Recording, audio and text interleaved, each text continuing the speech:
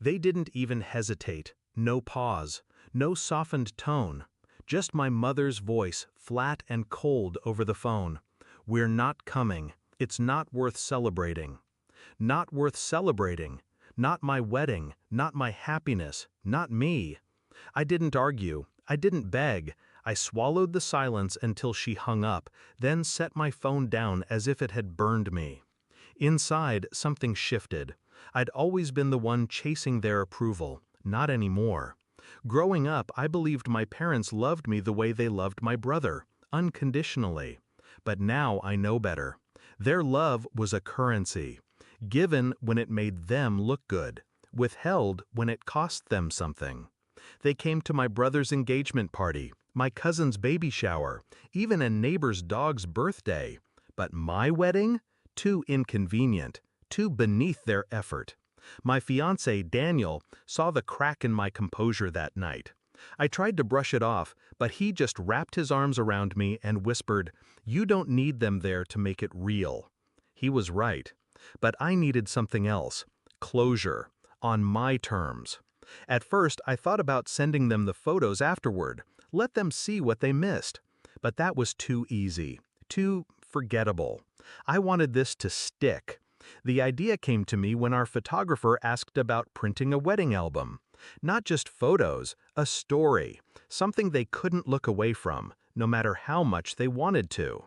On the day of the wedding, I woke up to the soft glow of morning light on my veil. No parents, no childhood home rituals, no father walking me down the aisle. But I felt weightless. The ceremony was beautiful. Laughter, tears, a moment where Daniel's hands trembled as he slid the ring on my finger. We danced until midnight under a canopy of lights, my chosen family cheering. But the best part came later. 2 days after the wedding, I began crafting the package. I started with the photos, not the polite, posed ones. I chose the raw ones, my eyes brimming with tears as Daniel whispered something only I could hear. My friends holding me in a tight circle on the dance floor. My in-laws lifting me like I was theirs. Every image screamed, "Look what you weren't part of." Then I added the letter, short, surgical. You told me my happiness wasn't worth celebrating.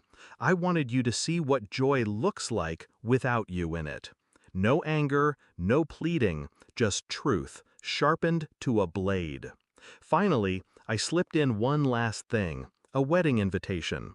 Not the original, a reprint, still sealed, still perfect.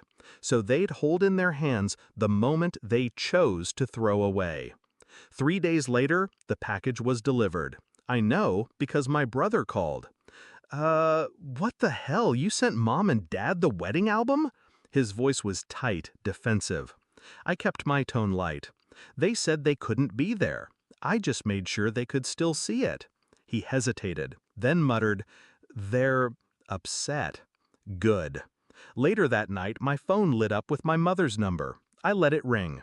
The voicemail was her voice, trembling between rage and something else she'd never admit, regret. "You didn't have to be so cruel," she said. But she was wrong. I did. Because cruelty wasn't what cut her. It was the reminder that life, my life, moved on without her. And it was beautiful. The last time I saw the album was months later, when my aunt let it slip that my parents kept it in a drawer. Not thrown away, not destroyed. Hidden. They couldn't bear to look at it, but they couldn't let it go either. That was enough for me. They thought skipping my wedding would erase them from the story. Instead, I made sure they'd always have a front row seat to their own absence. Some wounds heal, others I keep. This one I framed.